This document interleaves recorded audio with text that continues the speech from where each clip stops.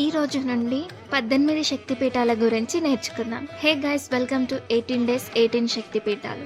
అసలు ఈ శక్తిపీఠాలు ఏంటి, దీని వెనకాల ఉన్న హిస్టరీ ఏంటి, ఒక్కో వీడియోతో రోజు ఒక శక్తిపీఠం గురించి మనం నేర్చుకుందాం. పూర్వం సతీదేవికి పరమశివుడి మీద ఉన్న అతి ప్రేమతో ఎలాగైనా సరే శివుడిని పెళ్లి చేసుకోవాలని దక్ష మహారాజుకి ఇష్టం లేకపోయినా వెళ్ళి వివాహం చేసుకుంటుంది. దీంతో దక్ష మహారాజుకి కోపం వచ్చి తనని ఎలాగైనా అవమానించాలనుకొని ఒక పెద్ద యజ్ఞాన్ని చేద్దామనుకుంటాడు. దాంతో సతీదేవిని మాత్రమే ఆహ్వానించి తను రాగానే పరమశివుడిని చాలా ఘోరంగా అవమానిస్తాడు.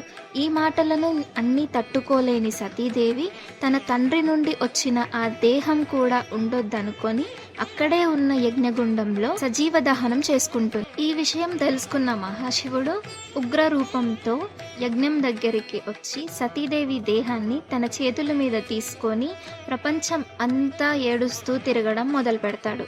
తనని ఎలాగైనా శాంతిపరచాలని దేవాదిదేవుళ్ళు నిర్ణయించుకొని శ్రీ మహావిష్ణువు తన సుదర్శన చక్రంతో సతీదేవి దేహాన్ని 108 ముక్కలుగా చేసి భూమి మీద పడేలా చేస్తాడు. దీంట్లో 18 మాత్రమే ప్రాముఖ్యత చెందాయి. ఇక్కడికే మనం టూరిస్టులు అందరూ వెళ్ళి విజిట్ చేసే ఆప్షన్ ఉంటుంది. సతీదేవి యొక్క కళ్ళు కొల్లాపూర్ మహారాష్ట్రలో పడడం వల్ల ఇక్కడే మొదటి శక్తిపీఠంగా మనం మహాలక్ష్మి శక్తిపీఠంగా అమ్మవారిని ఆరాధిస్తూ ఉంటాం. ఈ మహాలక్ష్మి శక్తిపీఠం అనేది 7th సెంచరీలో చాళుక్య రాజులు కట్టారు. తరువాత శిలాహర, యాదవ, మరాఠ రాజుల టైంలో రెనోవేషన్ జరిగింది. దేవి విగ్రహం కృష్ణశిలతో అంటే బ్లాక్ స్టోన్తో తయారు చేశారు. ఈ విగ్రహం చాలా దివ్యమైన రూపంతో ఉంటుంది.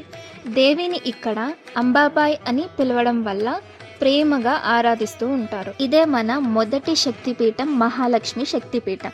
మరొక శక్తిపీఠంతో నెక్స్ట్ వీడియోతో మళ్ళీ కలుద్దాం. Until then bye by.